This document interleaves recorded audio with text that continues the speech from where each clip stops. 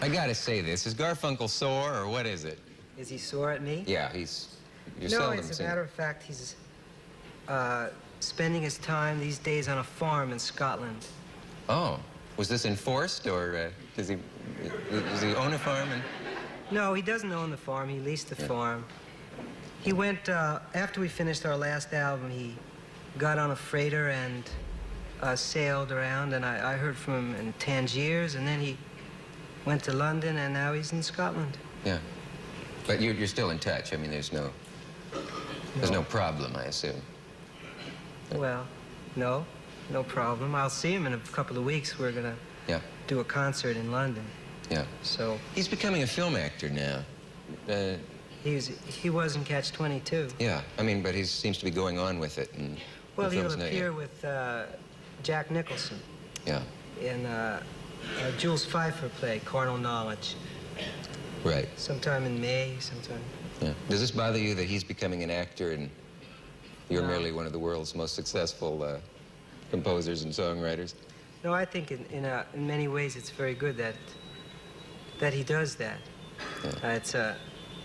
He had this strain that he labored under, which was that I wrote the songs, and so it became awkward. Someone would say, well, if Paul writes the songs, then what do you do? And it's difficult to explain that he does many things. Am I speaking too softly? Is that why the mic just went on? No. Am I speaking too often? No. Okay. No. You know, I don't really know what kind of background you have and all. Were you poor? All the songs, or at least on the latest album, the one that's like, isn't it the #1 selling album in the country now, or has been? I think it was. Bridge Over Troubled Water. Yeah. There's a lot of riding the rails and is that Sears and Roebuck again, I think? And all that kind of thing. Is your background that? Were you a poor kid? No, I was middle class. Yeah? I grew up here in New York, in Queens. Yeah. So did Artie. But there seems to be an awful lot of, in the lyrics, a lot of unfaithful girls and girls who never write and never answer letters and do bad things to you. Did you have an unusual number of problems like that, or is that not yourself? No, I don't. Is that really true? Is oh, that yeah. many? Sure. Maybe I lied a couple of times in the songs. Yeah. I assumed a person that I wasn't. I pretended to be someone else.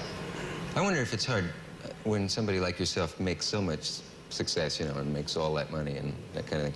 Do you ever find it hard to get back to the things that inspired you at first? I mean, once you become part of a world of riding around in limousines and being terrifically famous and having people asking for your autograph and all that, it would be hard to write, I would think, the original stuff that made you start in the first place.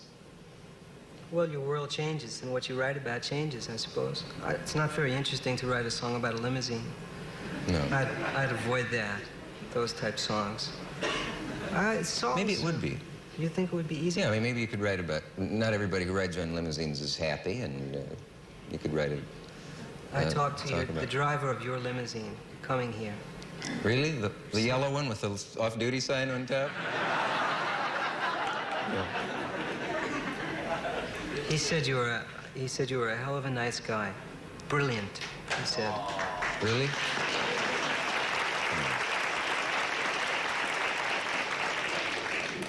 Yes, he's not well.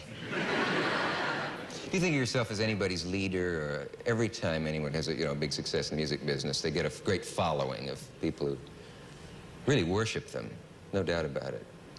Do you like that feeling of being possibly the hero or the leader of a lot of people? I'm not really conscious of that feeling. Don't you get that? No, not really. I don't think that. People write about that. They say that happens. I don't think really. Music is music, and it doesn't lead you anywhere. Yeah. I don't think. I gather that you're kind of a perfectionist and that you find it hard to get it right. I mean, it's right where you want it. Well, there comes a point when that's it. Yeah. You say, I accept that. Yeah. That's close enough. It's very difficult to translate the song that's written on the guitar to the finished record. In the case of Bridge Over Troubled Water, I always knew that I wanted it to be a piano. Yeah. I always knew I never wanted it to be played on the guitar, and I never bothered to work out the guitar part. And I knew that I wanted it to be for Artie and not for me to sing. And so I never bothered to transpose it into a key that I could sing it. Do you like to listen to your records? Does it mean anything to you to hear them? Yes, each song means whatever I was like when I wrote it. I don't listen to the records very often, no. How'd you get involved in The Graduate, Mrs. Robinson? How did that come about? Oh, I ran into Mel Brooks the other day. Yeah. He said I had no idea how miserable that song had made his life. No, But his wife is Annie right, Bancroft. his wife is So everywhere Mrs. they went is, you Mrs. Yeah. And pointing Can out be that a he doesn't drag. look like Dustin Hoffman, Yeah, probably. I suppose. Yeah. The Graduate, Mike Nichols called Yeah. and asked. He said he had a book and he was going to make a film, and it's called The Graduate, and he sent us the book. And he was in the midst of the film then. He was almost finished, and he convinced us to do the music. And the music was supposed to be mostly original music. But what would happen is that in order to fill up a scene, we would take some piece of music and put it there just to hear what music would sound like. And a few of the times that we did that, it was so effective, particularly Scarborough Fair, which I thought that worked very well in the movie, Scarborough Fair scene. It's very pleasurable to write in a stream of consciousness style, and very often you find that what's in your mind is relevant, although at the moment it doesn't seem so. And so as I was writing, I had no idea that I would say that, but I said, "Where have you gone, Joe DiMaggio? A nation turns its lonely eyes to you." And then the next line I didn't have, but I made up one and I put it in. And then I asked myself later what it meant, and I said, well, it means something. It'll mean something. You let that come later. Right. Why do people stop performing? Like Bob Dylan is sort of disappeared and rarely comes out. The Beatles don't like to perform much anymore, and you two don't make very many appearances. Part of the reason is that it's very trying. Physically, it's hard to travel a lot. You always hear that about motels and things, but it's true, it's a drag. Yeah. And the other thing is that you have to keep singing the same songs, and it's impossible, just impossible to keep any meaning in a song that you've sung 500 times. I mean, at a show, we sing The Sound of Silence. Well, that song is 6 or 7 years old. It's very hard to sing that, as you can imagine, at this point. To keep singing it and to mean it. You can't. You don't mean it. And so unless you're really a good entertainer who can do the same act night after night, it gets to be very tense on the stage, because you're trying to break out of the same routine, and you really can't, because the audience has come to hear what you don't want to sing. Well, I'm never going to do any more concerts after hearing that. Well, do you sing? No, I don't, but that tends to make my concerts less than interesting. Right. No, I've always thought maybe I could sing, but I don't think it's true. What do you do with all your awards? You've won so many of them. Mel Brooks said that his Oscar is on his mother's credenza in Brooklyn somewhere. Do you put them up on the wall? Do they mean much to you? No, I don't put them up on the wall. Any idea what a gold record is actually worth?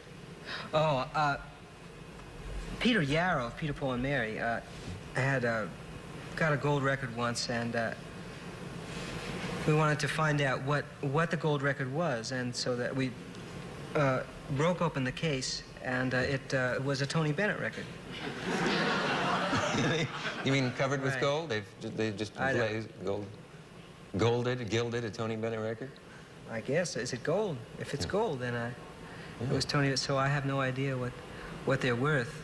So, it depends on the relative worth to you of Peter, Paul and Mary or Tony Bennett. Right. So at that point. Well, I don't want to go into that right now. Is there a song in your head all the time? How do you know that suddenly, in the middle of a sentence here, now you won't suddenly say, wait a minute, I got to get this down? I might at some point do that in the middle of a sentence here. Could happen. Gee, that'd be great. I will do it if it happens. I'll start a sentence and see if anything happens. Okay. We have to take a station break, and do you mind being here with Paul, with Ford and Mantle? Oh, no, very anxious to meet them. Yeah, he threw out a ball at the... Last year. Yeah, first ball. Yes, I used to be known as the spunky little left-hander. No kidding. Can you throw harder than, throw a ball better than David Eisenhower? Are you in his league? He threw one out the other day. I would suspect I can do very many things better than David Eisenhower.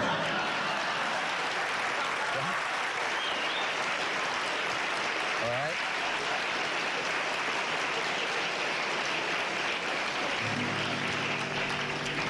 We're gonna have a challenge on this stage to just see what those things are. We'll be right back after this message.